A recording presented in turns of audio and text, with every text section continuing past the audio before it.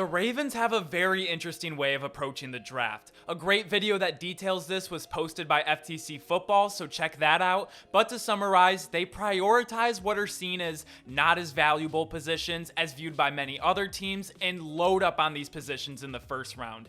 Not always going for the premier first round picks like left tackles, wide receivers, and edge rushers, but they go after the best in the draft at other positions. This is how they landed legendary safety Ed Reed with the 24th pick and legendary linebacker Ray Lewis with the 26th pick. And this year was no different. They went out and got the best safety in the draft in Kyle Hamilton and the best center in the draft in Tyler Linderbaum.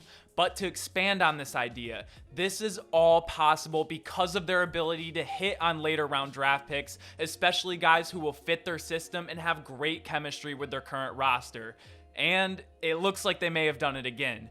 Isaiah Likely has been a standout this preseason, and not only is it massive to get a great value at tight end in the 4th round like this, but he is also perfect for the Ravens system. So in today's video, we're going to talk about the Ravens offense, but more specifically, how this 1-2 punch of Mark Andrews and Isaiah Likely is going to make things a lot more dynamic for this offense, and talk about some of the new possibilities this combo will unlock. There's obviously a lot to talk about, so let's get into it.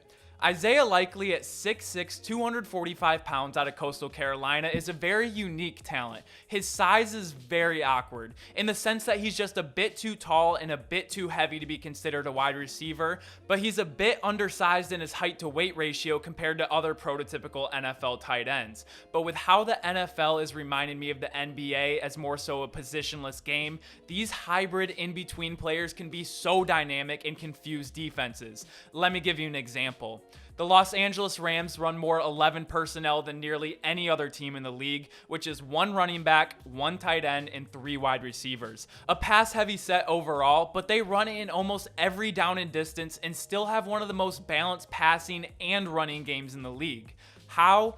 Well, this is because Cooper Kupp in the slot is an excellent run blocker. He allows them to keep an extra tight end off the field, and now the defense either has to go undersized to try and cover Cooper Kupp and the other 2 wide receivers, or they load up on the box to stop the run and leave Kupp with a complete mismatch covering him. And more than likely, the Rams will have 2 plays called in the huddle and choose the play at the line to counter whichever the defense chooses. So now let's look at the Ravens. Like the Rams, they have their tendencies too. They run more 12 and 22 personnel than any other team in the league. They love having 2 tight ends on the field, and it has allowed them to have one of the best rushing attacks year in and year out.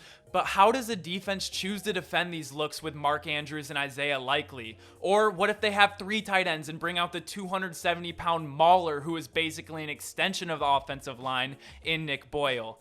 How many defensive resources do you allocate to solely stopping the run? How dangerous is play action in these sets when the defense has to play the run aggressively, and now Andrews and Likely are sneaking behind the coverage? And if they play it too cautiously and worry about that threat, the Ravens will happily take 4 to 5 yards a carry, march the ball down the field on a 10+ minute long drive, and trot back to the sidelines without a care in the world. And the Ravens don't have the best wide receiver room in the league, but they have Rashad Bateman and Devin Duvernay, who both run sub 4.4, and Demarcus Robinson is a very smooth route runner down the field in his own right. Defenses have to be very careful. And we also might see Isaiah Likely and Andrew split out as they so often do. And if either of these guys are split out, you need a smaller guy to defend their receiving abilities, but now you have a blocking advantages for outside run plays as well. Being a hybrid is a good thing. But for this to really make sense, we need to understand who Isaiah Likely is as a player. So let's talk about him and then look at some plays that shows what his strengths are and how they can be utilized in even more ways than we just discussed. And the first thing I have to mention that I loved from him was it was reported out of camp that after every single rep in practice, Likely would go to Lamar Jackson and ask him what he saw on the play. He knows it doesn't matter what he thinks or sees or how he reads coverages or leverage if it isn't the same as his quarterback. I love his mindset with this, and we haven't seen it in the preseason because Lamar didn't play, but I'm expecting a rapidly growing connection as the regular season goes on. But now let's look at some plays to show where he really excels on the field.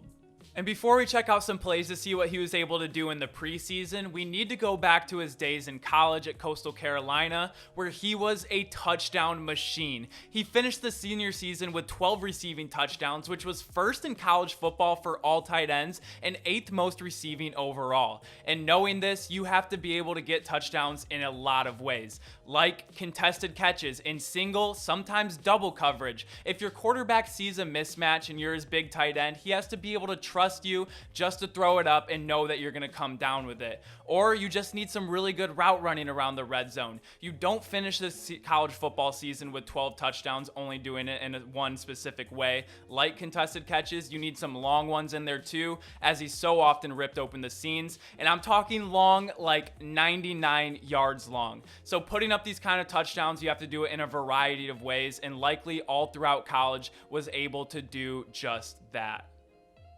But now look at some of the things he was able to do in the NFL preseason. In his first game, this play doesn't get talked about as much, but these are some of the things he can do in the receiving game, because a lot of the time you are going to have a slot corner lined up on you, and this is a matchup you're going to need to win at the line, get through the jam. Just unfortunately, they can't connect on this play. But I think the first play that really caught everyone's eye is they knew he was athletic, but I don't think people knew he had this kind of wiggle, because in college he had so many yards after the catch and he was just so slippery and just doing whatever it takes to get some extra yards, break tackles, but more importantly, pick up the first down. And being in a smaller college and being the talent he is, he was open a lot of the time, but that's just not going to be the case in the NFL. You are going to be very covered and you're going to have to come down with some really hard catches. And this is going to be a routine one, but I just really like to see that he's able to make this as he has a nap defender on him. And what I mean by nap is non-aggressive player, which number 45 is right now because he has his back turned to the quarterback. So what is he able to really defend? He's able to defend the width of his shoulder pads, and that's about it. So whenever a quarterback sees a head turned around, he knows this is a green light, but likely still has to have the concentration to reel this in, knowing that he's probably going to take a shot, and he does just that. And I know something that Lamar Jackson's going to absolutely love is how quarterback friendly he is. Not only is he a 6'6" target, but multiple times during preseason already, he's shown that in a scramble drill, he knows exactly where to be, come back to the ball, and be quarterback friendly, giving him that 6'6" target to just be huge as the quarterback can bail him out. But the most advanced and NFL ready trait I wasn't expecting to see from him that I saw, and it's something that Travis Kelce does so well, is finding the open space in the zones. But you think it's just easy, like this is going to be an open space in the zone right here because this linebacker and this defensive end are going to drop back into coverage. But he already understands how you can manipulate your route to make these zones even more wide open and still be in there in timing. So right now he's going to be clearing across the field. And this linebacker on the corner of his eye sees him, and he thinks he's going to be going across the field, so he can cheat right here, stay on the safer side of the zone, so he's not going to run and over pursue him. And this defensive end in coverage sees that he's probably going to be passing him over to this linebacker right here, knowing that his major threat, he still has to get depth, but is going to be this running back.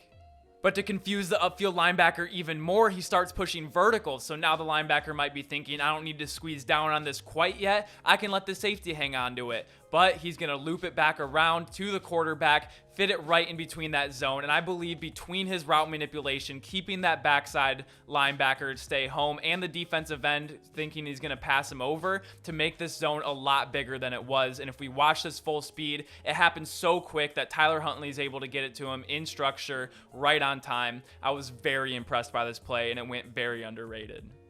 And this is why all the possibilities make me so excited. So if Lamar Jackson was in the game right now and he took a read option and ran to the top of your screen, we have Isaiah Likely with a safety over top of him. Advantage Isaiah Likely in the run blocking game, giving Lamar Jackson a huge lane. But also, if you have a safety over top of you, you have to be able to win and win quickly. Same if you have a linebacker. Can you win and win quickly? Pick up the first down. This is going to be huge, everything. And like I said earlier, slippery, huge yards after catch, very shifty. And between him and Andrews, this is just going to be so dynamic.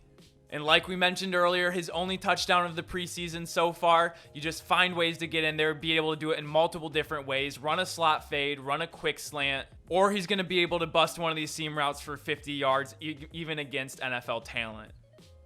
So after knowing all of this, already knowing how incredible Mark Andrews is, these things combined with the fact that tight ends in the Ravens offense are arguably more important than any other team, I am very optimistic with the possibilities this tight end duo and trio with Nick Boyle is going to look like in this Ravens offense this year, and a lot of healthy returning pieces. But that's just what I think. Let me know what you guys think. Make sure to like this video if you like videos like these. Make sure to comment down below what you think, and make sure to subscribe if you enjoy daily NFL content. Thank you guys so much for checking out the channel. That's it for me today, but as always, we are so close to the season, and I will see you all tomorrow. Peace!